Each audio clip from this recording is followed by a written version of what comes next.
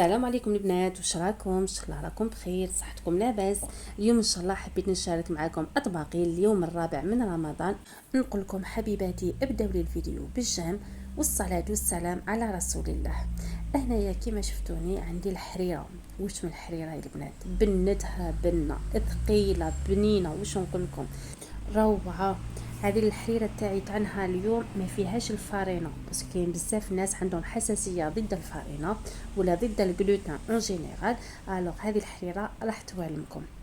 عندي ثاني دجاجه محمره، واش نقول لكم بنينه بنينه كيما تاع المحلات او احسن. فوالا حنمد لكم كامل الاسرار باش تحصلوا على بنه مخالفه. عندي ثاني رز الله الله تاع الدقيقه التاليه، وشنو يجي عليه حبه ما لازقه في اختها. عندي حميس ثاني فوالا يشبه لنا طاوله رمضان، حميس في رمضان كامل نحبوه. نقول لكم نبداو الفيديو بالصلاه والسلام على رسول الله. اللهم صل وسلم على سيدنا محمد. كما شفتوني الحاجه الاولى كنت درت الفلفل حار، فلفل حلو، والطوماطيش يتشواو في الفرن، وجست نحضر التتبيله تاع الدجاج تاعي. واحد التتبيله يا البنات واش نقول لكم بنينه بنينه بنينه. هنا درت مغرفه تاع مايونيز، مغرفه تاع موطارد، ومغرفه ونص تاع ياغورت ناتور، وحصرت عليهم القارص. هنا عندي كركم، زنجبيل، عندي شويه قرفه، عندي راس الحانوت، عندي ثوم مجفف، عندي بصل مجفف، عندي فلفل الكحل، عندي فلفل عكري، وعندي تابل الدجاج. واللي ما عندوش تابل الدجاج يدير تابل مكسيكي. انا هنا درت تابل مكسيكي. وبيان سور الزعتر والزعتره والرند. هنا الزعتر راح يمدلو واحد البنه، واش نقول لكم هنا ضفت عليهم مغرفه تاع الصويا صوص. بشنو حذاري على بالكم مع الصيام الصويا صوص نخافوها شويه باسكو هي مالحه، الوغ لازم نقصوا شويه كميه الملح. لكن في الدجاج ما تخافوهاش باسكو اصلا الدجاج يحب الملح كما نقولوا، بنتو ولدوه في الملح. هنا ضفت شويه صلصه حاره ومغرفه ولا عفوا نص مغرفه تاع طوماطيش باش هكا تمدلي هذاك اللون محمر. هنا كنت بديت كما نقولوا نتبل في الدجاجه تاعي. الدجاجه كنت غسلتها في الليل ونشفتها تري بيان. هنا الصبيحه اللي نديرها في التتبيله، ضفت التتبيله تاعي مغرفه تاع حسل. عبالكم الحسل راح يمد واحد البنه للدجاجه تاعنا ويمد لها واحد التحميره. واش نقول لكم جبت الدجاجه تاعي وبديت ندهن لها كامل في هذيك التتبيله، على الجوانب على الاطراف كامل صاير طاير، ما من الداخل سيو تبلوها مليح باش هكا تجينا الدجاج تاعنا بنين ما يجينا الصامت. وكيما راكم تشوفوني نتبل حتى ما بين الجلده واللحم هكذا باش التتبيله تدخل لنا كامل. هنا اللي حاب يدير ثقوب على الدجاجه تاعنا ويدير فيها فصوص تاع الثوم ثاني حتمدلها بنه، واش نقول لكم ولا اروع. هنا كيما شفتوني يعني رفدت هذاك القارص من الرخامه، بس على بالكم باللي الحاجه كي تكون اسيد هي عدوه الرخامه. شلت يديا وجبت الخيط تاعي باش نربطها. انا هنا ما كانش عندي خيط تاع المطبخ، الوغ درت غير الخيط اللي نخيط به، درته على 3 وعقدتها عادي ولا ربطتها عادي. انا الدجاجه تاعي كما راكم تشوفوا الجلده ما راهيش مقطعه. اللي عنده الجلده تاعو مقطعه ولا الدجاجه كما نقولوا محلت شويه يقدر يربط كامل الدجاجه باش هذيك كي يكون يطيب هذيك العصاره تاعو تقعد فيه ما تخرجش لبرا. هنا دوك نحط هذه التتبيله نحطها، انا درت هذه الصبيحه دوك نخليها كي قريب المغرب ساعه ونص ولا نديرها في الفوغ تاعي. هنايا الحشيه كي جيت نطيبها زدت عليها شويه تاع زعتر من الفوق، وهذيك التتبيله اللي قعدت لي ضفت عليها حوالي كاس غير ربع تاع ما، خلطتها كامل وضفتها للدجاجه تاعي هكذا باش نتحصل على اون صوص. اللي حب يقطع بصل هكا شرائح رقيقه ولا حبه زروديه ولا يقدر يديرهم، وفي الاخير يميكسيها كيما حبيتو. هنا جبت بابي كويسون غطيتها به وضفت عليها البابي الومنيوم هكذا باش نتاكد باللي هذيك حطيب غير في هذيك الحراره تاعها. دوكا ندخلها للفرن، انا دخلتها على اقصى درجه حراره، من بعد ننزلها ل 180. هنا جست ندير الحريره تاعي. الحريره تاعي ساهله معنا ما بعد ما نقولوا ربع ساعه 20 دقيقه تكون واجده. وجدت فيها 3 مغارف تاع زيت الزيتون، تقدروا تعوضوها بالزيت العاديه. عندي 2 طريفات تاع دجاج و2 حبات بصل يكونوا متوسطين. ضفت عليها 3 فصوص تاع ثوم. دوك نقص عليها النار ونخلي الدجاج مع البصل تاعي يتقلى لي. لو طوني نقيت الخضره تاعي اللي هما 2 حبات بطاطا، 2 حبات زروديه وحبه قرعه، نضيفهم يتقلبوا هما ثانيت. السر تاع الحريره هذه لازم نقليو كامل المكونات باسكو لي سوب ولا شوربه ولا اذا ما قليناهاش بيان اكيد البنه تاعها مش راح تجي كيما نمرقوا بارد في بارد. هنايا ضفت عليها 2 عراف تاع كرافس قزبر ومعدنوس، اللي ما يحبهمش يربطهم في الاخير ينحيهم، مي انا خليتهم هكا باسكو في الاخير راح نطحنهم وراح يمد لنا بنه بزاف شابه. انا ضفت عليهم غرفه كبيره تاع طوماطيش مصبره، نقليها تاني مع هذيك الخضره تاعي والدجاج.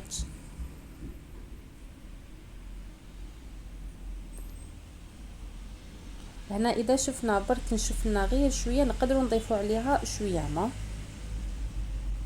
نضيف دوكا التوابل اللي هما راس الحانوت مو غرفه كبيره، حاولوا راس الحانوت يكون نوعيه جيده. عندي فلفل الكحل، عندي الحلبه نص غرفه تاع حلبه، هي اللي حتمد لنا الفارق في هذه الحريره.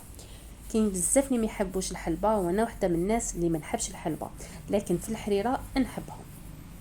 نضيف الملح، انا هنا درت نص غرفه كبيره تاع ملح.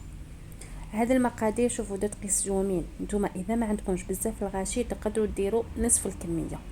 هنا زدت عليها حوالي 2 مغارف تاع ما سخون جوست باش هذيك الطوماطيش كامل ما تنحرقليش، ونكمل نقليهم. هنا عندي 3 مغارف كبار تاع مرمس، تقدروا تعوضوهم بالفريك، شللتهم بيان وقطرتهم. ثاني راح نقليهم مع الخضر تاعي هكذا باش نضمن لي من بعد مش راح تلصق لي في قطعه القدره تاعي.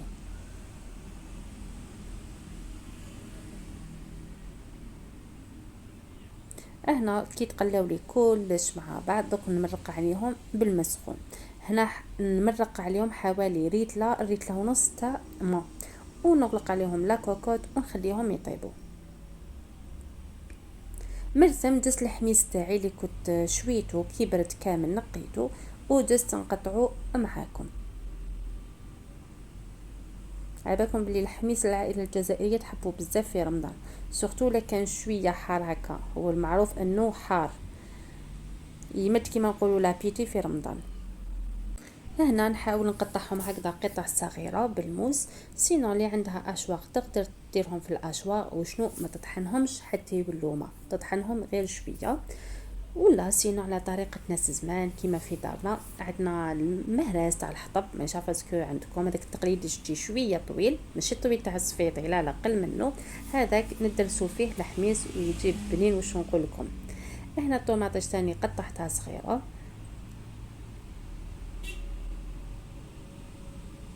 هو قد ما كان رقيق قد ما يمد بنا. وبيان سور الحرج تاعو نديروا له غير الملح وزيت الزيتون.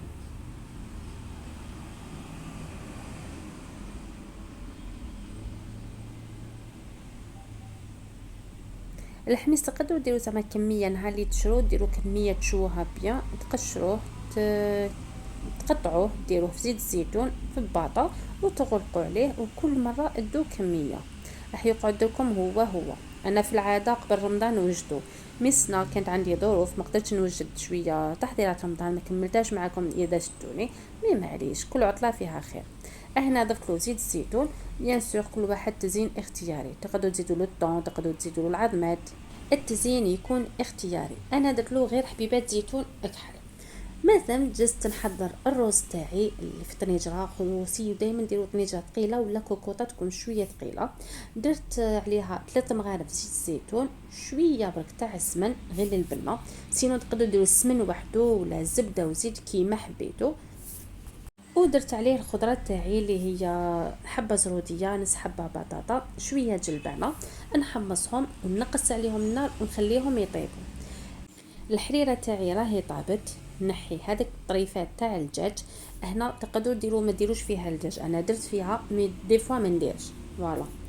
نشد نرحي كامل الخضره تاعي، وكي تكونوا ترحوا في الخضره دائما ميلوا البغا ميكسور تاعكم باش يعطيكم هذاك القوام الثقيل للشوربه تاعكم ولا الحريره ولا اي سوب اللي تحبوها. فوالا حنا تحصلت على حريره فريمون ثقيله. دوك نزيد نمرقها باسكو من الوقت الاذان راح تزيد تثقل. نرد الدجاج تاعي دوك نخليها تغلي غير غليه، وكي نطفي عليها نزيد لها الحشيش والقارص بيان سور. هنايا الخضره تاعي راهي طابت لي نص طياب في هذيك الزيت الزيتون. سينون كاين اللي حاب يقليها، انا ما نقليهاش هكا في شويه زيت الزيتون كيما نقولوا نقليها ولا نحمصها. هنا خديت روز بسمتي قيس عبر كيما نقول بول تاعي تاع الشوربه العادي اللي مداري تشوفوه معايا. نشلو تري تري بيان ونقطرو تري تري بيان ونضيفو للخضره تاعي. هنا نسيي نحمسو الماكسيموم.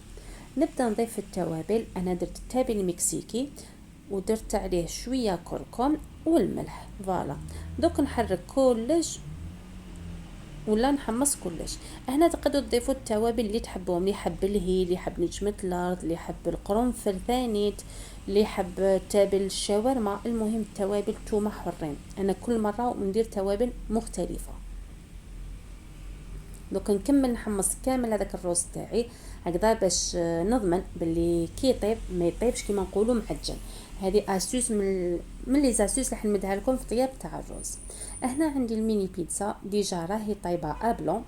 نجي ندير لها صلصه الطماطم تاعها. صلصه الطماطم قلت لكم كنت ديجا محضرتها في الكونجيلاتور، نرميها في الفوق ونروح نكمل الرز تاعي. هنا بعد ما حمصت كامل الرز تاعي، هنا ما تنحوش تكون تحمسوا، انا كنت نديت لبنتي تكمل تحمص لو طون اللي درت البيتزا. دوك نضيف عليهم زوج عبار تاع ماء سخون. عندي عبر روز ندير له زوج عبار تاع ماء سخون. انا هنا ضفت له غير شويه باسكو العبر الزاوج اذا شفتوه ما عمرتوش بيان، كنت شديته بصباعي وخفت يحرقني، الوغ ضفت الكميه اللي قعدت. دوكا كي يبدا هكا يغلي ولا يبقبق نغطي عليه ونقصلو كامل النار وما نحلش كامل عليه حتى تجوز 20 دقيقه وما تحلوهش كامل ديجا. ميم كي طيب تشوفوا فيه هذوك الفقاعات هكا من الفوق طفيو عليه وما تحلوهش، خليوه 10 دقائق حتى لربع ساعه باش هكذا يعاود هذاك الندى تاعو يهبط عليه. كيما شفتوني الدجاجه تاعي خرجتها من الفوق، زدت سقيتها كنت مره على مره نخرجها نسقيها كامل بهذيك العصوص ونعاود نردها للفرن. البيتزا تاعي راهي طابت، اني درت لها الجبن المبشور بيان سور، زينتها بالزيتون ودوك ندير لها شويه معدنوس. هنا لحق وقت الدغيساج. شوفوا الروز تاعي كيفاش جا، الله يبارك مزربع، حبه ما لازقه في اختها. انا هنا ما كثرتش الكركم، من اللي يحب اللون شويه اكثر يقدر يزيد الكركم ما كاش مشكل. مام اذا زدتوا فيه الزنجبيل ثاني مد قوش باب، انا كنت درت فيه الزنجبيل كنت نسيت ما قلت لكمش. المهم هذه الطاوله النهائيه تاع نهار اليوم. عندي الميني بيتزا، طاجين الحلولي كنت درته معكم، الروز بالخضره وشو نقول لكم جا يشهي، الحميس بيان سور كما قلت لكم تقدروا تضيفوا له الطون، البيض، التزيين اللي حبيتوه، خبز الطاجين اللي ما نستغناوش عليه في رمضان، الدجاجه جات الله الله محمره واش نقول لكم، حتى البنه جات بزاف بنينه.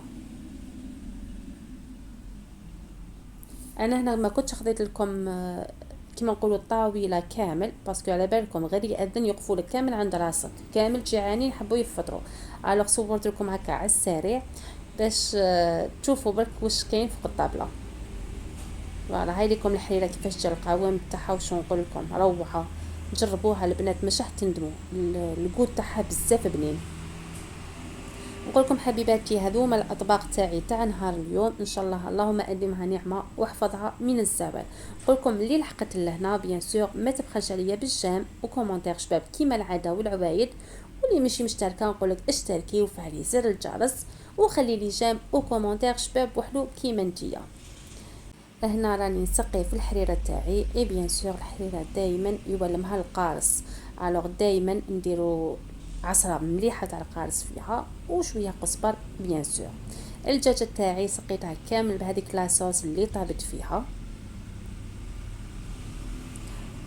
فوالا انا كيما شفتوا الطبق الاول كان حريره، الطبق المرافق كان روز بالدجاج. هنا تحبوا ديروا الروز ابار مرسو تاع الدجاج قدامه. سينو تحبوا ديروا الروز بالدجاج وتسقوا بهذيك لاصوص اللي طابت فيها، راح تمد لها بنه بزاف هايله. بالمناسبه حبيت نشكر كامل الاخوات اللي خلوا لي تعليق، ونقول لكم واش نقول لكم، نقرا تعليقكم تعليق بتعليق، وجينيرالمون نجاوب على كامل التعليقات، غير اللي ما نشوفهمش الا غالب. نقول لكم خلوا لي في التعليقات واش راكم طيبوا هذو الايام، الوصفات المميزه المنطقه اللي راكم فيها، هكذا باش ان شاء الله انا ثاني نتعرف على المناطق تاعكم، نتعرف على التقاليد تاعكم، على الاكلات تاعكم، ونجربها لما لا. انا قطعت لكم برك الدجاجه باش تشوفوها برك كيفاش جات محمر، الله الله معسله. واش نقول لكم، البنات تقاطر. نقول لكم لحقنا نهايه الفيديو، مع السلامه، الى فيديو لاحق ان شاء الله، احبكم في الله.